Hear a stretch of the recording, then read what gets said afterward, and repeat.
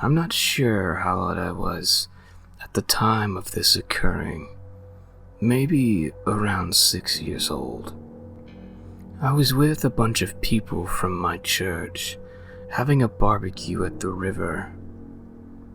All of the kids were swimming in the water. I didn't know how to swim yet, so I was just staying waist deep in the shallow part. At some point, this girl came up to me and was playing with me. We were splashing each other and stuff. The weird thing was that she was probably 13 or so, and I didn't know who she was, even though I knew everyone else who had attended. Apparently, no one was paying attention to us. She started pushing me out deeper and deeper to where I couldn't touch. She just kept laughing the whole time. My head kept going underwater.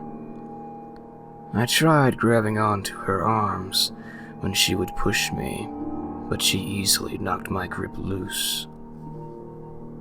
The slight current slowly pulled me away from my friends and family while I struggled to tread water. I was panicking, but she wouldn't stop pushing and laughing. I could not have possibly looked like I was having fun. I would try to yell, but was only ever above water long enough to take a breath. Every time my feet touched the mud, for a split second, she would just push me again. I couldn't believe she was laughing. I was sure I was going to drown. No one seemed to notice. Of all people to intervene on my behalf, it would happen to be my childhood bully, Zachary.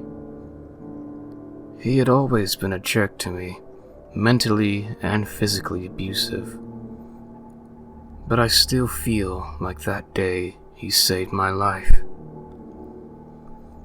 He came up and told her to get away from me. He grabbed me by the arm and pulled me up to where I could stand again. Then he ran off and continued to play with the other kids his age as if nothing had happened. The girl was already a ways away too. I went on playing, and as with so many other things, I didn't think I told anyone until I was much older. Pretty sure I never saw that girl again.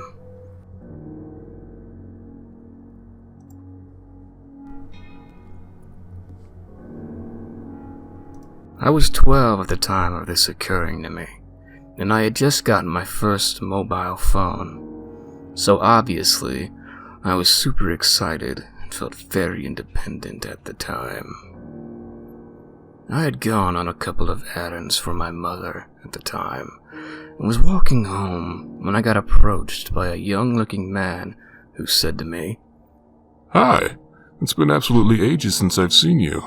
How are you?" My family are quite sociable, and I have people over often, and even though I didn't recognize him as someone who came over, I thought he might be a friend of my parents, so I politely said I was fine and continued walking. However, he kept following me and making small talk. It was all fine until he introduced himself to me as Andy.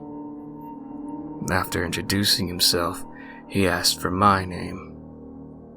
It was then that I realized I clearly didn't know him, as he wouldn't be asking me for my name if he did.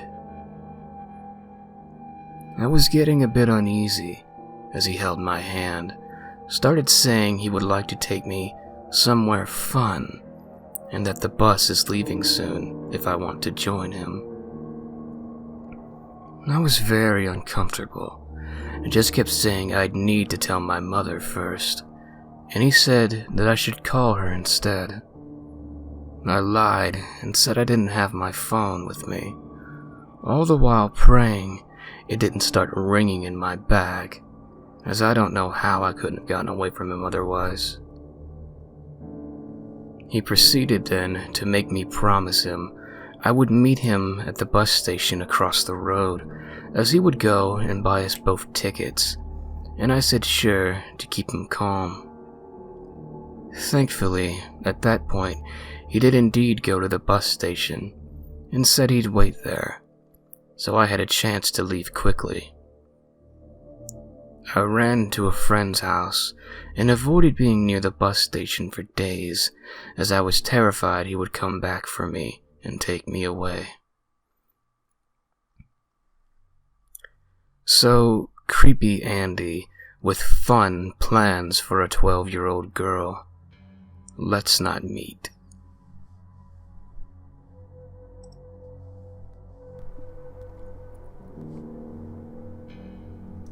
So, this happened a few months ago. I'm 18, and I was hanging out with my friends this night, so I had to take the bus to return home. It was around 11 p.m., and I was alone at the bus stop with another girl that was talking on the phone a few feet away. Then this random guy sits next to me. He was at least 30, and starts talking to me. He looks extremely creepy. He started asking me where I got my tights, and how he could get the same ones, and that they fit me really well. I tried to be as nice as I could. Then he put his hand on my thigh, and I get up immediately, and he told me he did it so he could feel if the tights were thick. What a lame excuse, by the way. I didn't want to start any trouble with him, so I told him it was fine and put my headphones on, but I didn't sit back down. I turned to look at him a few times, because I could feel him staring at me. He was talking on the phone, but I couldn't hear what he was saying, as he covered his mouth with both his hoodie and a hand, not taking his eyes off me for a second. I was really scared at this point. I weighed my options and realized that I didn't have a choice to not take the bus home. The only other way was walking home, and I'd have to go through some really dark alleys to get there. And what if he had followed me? There was no way a small girl like me could take him down, especially if he was planning to bring any company with him.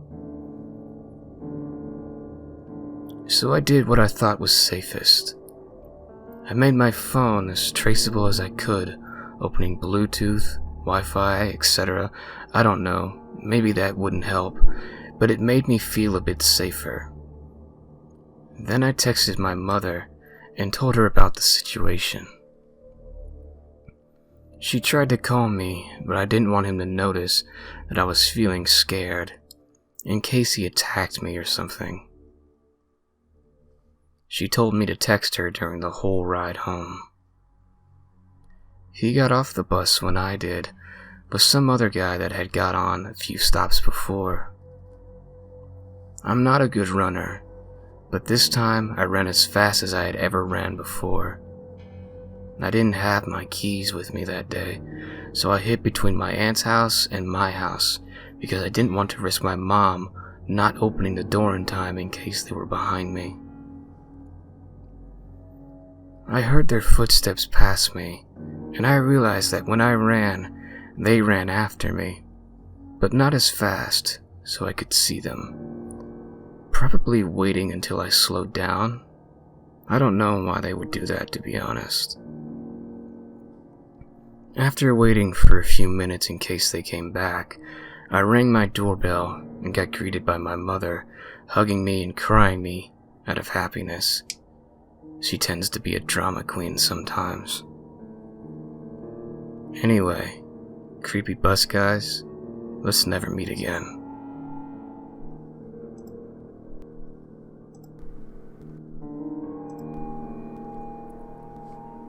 I'm sorry if this is not the right sup for this. This happened yesterday and I still can't believe it happened. I'm still freaked out about it. I'll explain it all by the end, so I'm sorry if it gets a bit confusing as I'm telling it. I've recently moved into a new flat, 3 weeks ago to be precise, and I'm sharing it with my sister.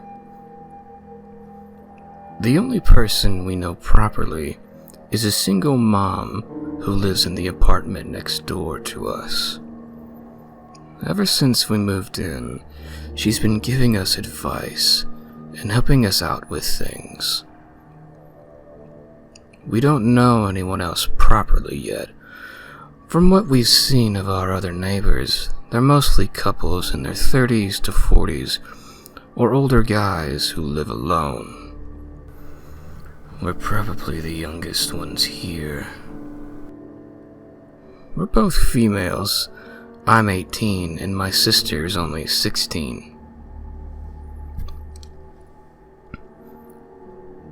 Today I was out with friends, and then later on I went to the gym, and then went to get my sister to go out for some food. We got in around 10 p.m. The only person we saw on our way out of our flat was the couple who lived next door to us. I didn't see anyone else. Me and my sister got into our pajamas, and we're just sitting around watching TV when our buzzer rang. I jumped up to answer it, and it turned out to be our neighbor, the single mom. I asked her what was up, and she said that our dad's asking for us downstairs. Straight away, my stomach dropped, and I immediately asked her if she's sure he said he was our father. The reason I asked her was just to make sure that's what she actually said. But she replied that, yeah, he said he was our dad and was asking for us. Our neighbor asked me if she could let him up to our flat, but I told her not to do that. I wanted to call out to my sister, but I didn't want to worry her. I asked the neighbor to not let him come up yet, and I heard her repeat this to him. I couldn't hear anything for a few minutes after this, and I started to get really worried. At this point, my sister comes up to me and asks me who it is. I start to feel really anxious and call out to my neighbor a few times. It must have only been about 5 minutes, but it honestly felt like ages when she didn't reply. I was actually about to tell my sister to call the police when eventually she told me that he was gone. She then came up to our flat and explained what went down. She said that she was walking to her flat after finishing work and she saw a man by the buzzers. At first, she assumed that he was just someone who lived here until he noticed her walking up. He asked for us by name and if she could let him up to our flat. Obviously, she asked him who he was, and he told her that he was our father. Now obviously, she buzzed us and told us first, as our neighbor doesn't know us that well, so she doesn't know what our dad looks like. She said that because we're young, she didn't want to buzz in a strange man up to our flat. She said that her mother instincts kicked in when she heard my hesitation to let him up to the flat. Apparently, after he heard me say that, he got really pushy with her and started trying to move her out of the way. He kept on saying to her, "It's okay, I'm their dad. Let me in, I'm not gonna do anything." She started arguing with him and asking him to tell her his name, but he refused to tell her. She told him that if I don't feel comfortable letting him in, there's no way he's getting in. His reaction was to call her a bitch, and then to go get in a car and ride away. Now this is the reason why I hesitated. We haven't spoken to our father since I was 16. We even considered getting a restraining order from him at one point. He's not our biological father, but we were legally adopted by him when I was 9. He was physically and verbally abusive to our mother, and had started to do the same with me. It got to the point where we had to leave him in the middle of the night. After this, he became very controlling and would secretly follow us and record us. He has a criminal record as well, and I believe he was convicted of manslaughter in the 80s. I have no idea of the backstory behind that, and I honestly don't want to know. Like I said, we haven't been in contact with him in years, so as soon as she said the word Dad, I almost had a panic attack. I asked her to describe him, and she said that because it was dark out, she couldn't really see him. We ended up staying with her because me and my sister are really shaken up over this. I don't know whether to call the police or not. I don't know if it was our father or not, as it could have easily been someone else, but I hope we never meet again.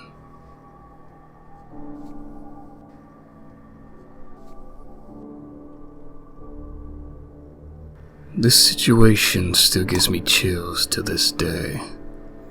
I lived in a sketchy part of the neighborhood, but I had never had a job outside of helping my mother. So I was very naive and gullible at the time. I was out of high school and looking for a job. I had worked with my mom junior to senior year cleaning houses, but I wanted to work somewhere else and gain some outside experience.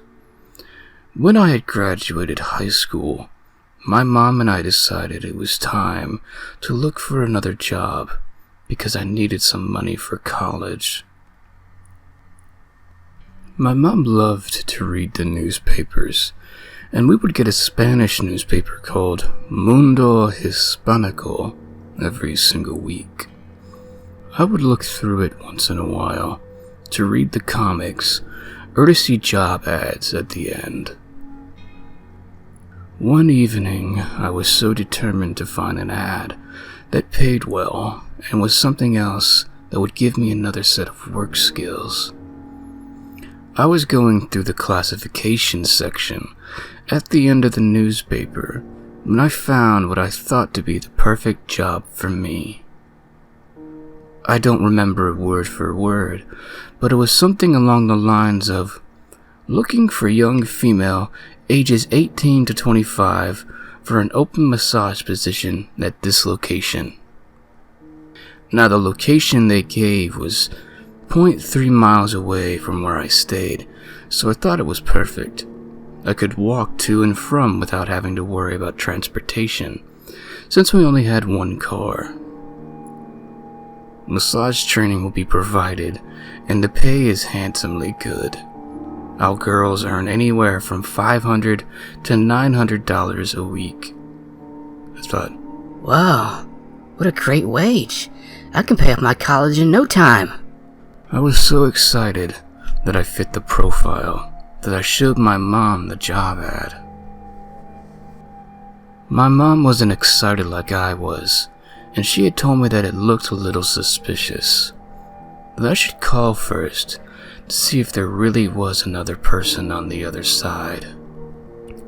So I did call, and a lady answered. I asked about the free training, how much do you really make, and where the location was exactly. She seemed very sweet on the phone, and told me before we moved forward, they were doing interviews and already had other candidates on their list. She said that I could come in for an interview to see if I would make it to the second round of interviews. I agreed. She gave me the address and I looked it up. When I saw it was 0.3 miles from my apartment, I was so happy. I told my mom that I would be going to the interview at this time, at this location, and alone. She told me there was no way I would be going alone and she would come with me. I was so mad because I wanted to do this by myself without her having to help me.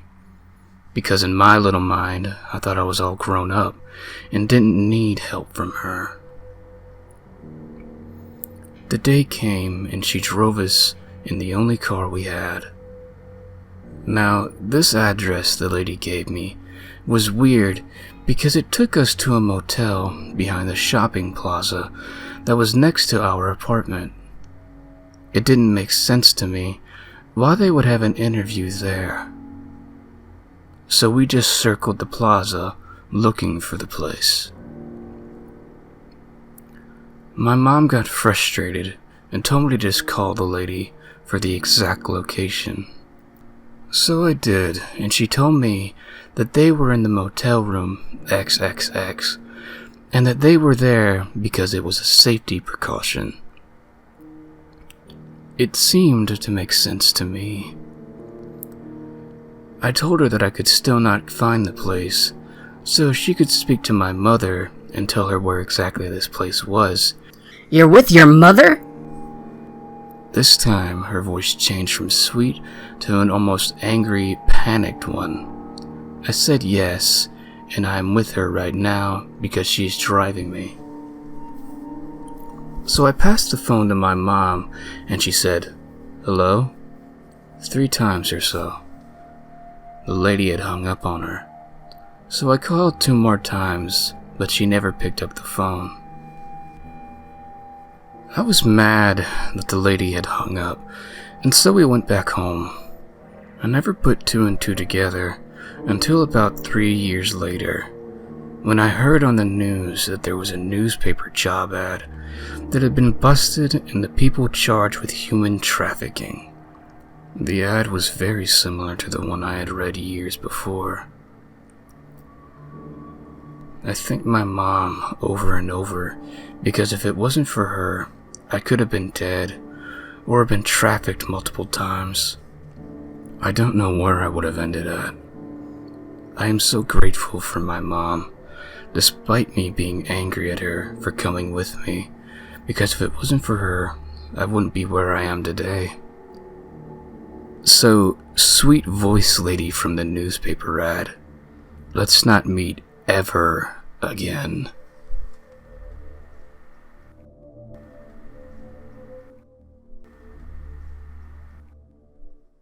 This happened a few hours ago. I don't even know why I'm posting this. Maybe because I only started to properly think about it just now and can't stop thinking about something that he had said to me. I wasn't even paying much attention to it at the moment. All I wanted was for him to finally be on his way and let us do the same. I had hopped on a bus to go to a local fast food chain with my best friend. When we got on the bus, we noticed 2 empty seats and decided to sit there since we were tired and didn't really want to stand up for the whole of the ride. They were facing 2 other seats though, and one of those seats was taken by an older man. He looked pretty rough and reeked of alcohol. I thought nothing of it, since he wasn't bothering us or anything. Then he asked me something. The conversation goes as follows. Does this bus take me to the shopping center? Yeah, just get off at the last stop. Okay. Then he mumbled something to himself. Could you tell me what time it is? It's 4:05 p.m. Okay, thank you. I thought that would be the end of it. I've had other people ask me similar things in the past. Again, nothing weird about that. He seemed pretty drunk, to be honest. Perhaps high on something else too, though I couldn't tell that much. Then he started going on about not having daughters, and that he's a single man, that he'd love to find himself a nice lady. I wished him luck with that, and told him that he'd eventually find one. He said his name was Pat, and that he was 49 years old. He seemed to be pretty stunned when he found out my age. He asked if I had a boyfriend, and I said yes. He replied with an "oh," and then went on. He kept muttering and muttering, saying how he wants to have friends and how lonely he is. 50% of the time, I couldn't even make out what he was trying to say, because it was just constant muttering. We got off the bus, and I figured he'd just be on his way. He instead followed us and kept asking where the tram stop was, as he wasn't a local. Since it was going to be on our way anyways, I figured we'd just walk him towards it, and that would be the end of it. When we started getting closer to it, he told us that he actually knows where it is, that he's been here quite a bit actually. He kept going on about wanting friends again, and kept telling me what a lovely lady I am, that he'd love to be my friend, and asked me if I would visit him. You look so much like my previous girlfriend when I was 27. I started to get uncomfortable, but we were almost at the fast food chain, and I thought that would finally be it. I did feel bad for him though, because obviously he didn't seem to be in the best situation. Then, when we were almost there, he muttered to himself, or perhaps me again. I couldn't really tell at that point. I've been in prison for 20 years, kept in isolation for so long. Oh, I've been so lonely. At that moment, I was too stressed out to actually listen to what he was saying. All I wanted was for him to leave. He kept following us around the fast food chain, interrupting me, and at one point, I got so frustrated that I slapped my forehead. I finally got my order, and now we just kept waiting for my friend to get hers. He kept ignoring my best friend the entire time, like she wasn't even there. He seemed to be so fixated on me. I kept telling him multiple times that we were in a hurry and that we have to go. Finally, he told me his address and kept pressuring me to write it down. I did, just so he'd leave faster. Turns out that he actually lived in the city, but in a nursing home since he was sick or something. He also went on about not having a cell phone or anything, which is why he was so eager for me to write his address down. Ask them for Pat when you're there, so I'll know I have visitors. You know, you're the first female I've talked to in 20 years. It feels so nice talking to you. I really want to be friends. Will you be my friend? Sure, we can be friends. Perhaps I'll visit sometime. We are in a hurry though, so I'll see you around. 20 years since I've seen or talked to a female. So awful. Such loneliness. It felt like he wasn't even paying attention to what I was saying, or just didn't care. But then he finally did seem to leave. For a bit. My best friend looked at the door and said in disbelief that he wasn't even gone, that he was still standing behind the door. Then he re-entered the fast food chain and walked up to me again. He took out his cigarettes and showed it to me, telling me how he'd like to share them with someone, and asked if I wanted some. I refused and told him that we really needed to go. because at this point I was getting a bit pissed. He then smirked at me and kept touching his pocket. I've got some vodka here in my pocket. And then he just kept oddly smiling at me and looking me in the eyes. My best friend finally got her order too. An employee noticed the situation and stepped in, lightly pushing him away and asking him if he could leave already. The employee asked us if we needed security, but I told him it was fine for now, since he seemed to be leaving again. When Pat walked out the door, we bolted out the other exit. There were 2 doors, obviously, and didn't see him again. When I got home, I decided to Google the address out of curiosity. Apparently, it's a facility for people with special psychic needs. That's when I remembered what he said, that I was the first female he's talked to in 20 years, and that he's been imprisoned for over 20 years. Maybe I shouldn't have been so nice, but I did feel bad for him at that moment. I didn't want to be stuck up and just tell him to fuck off, even though my best friend told me that's what I should have done from the start. I don't do well in such situations, and it was just overall really uncomfortable. Pat, I hope you'll find your way, and if you really were in prison, I hope you're a different person now and have moved forward.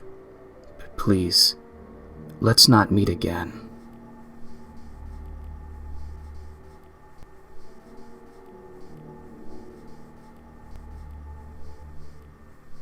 Thank you all for listening. Please, if you have not already, leave me a like and subscribe to this channel. Also, visit my gaming channel. The link will be in the description down below, along with the links to the stories I have read here today.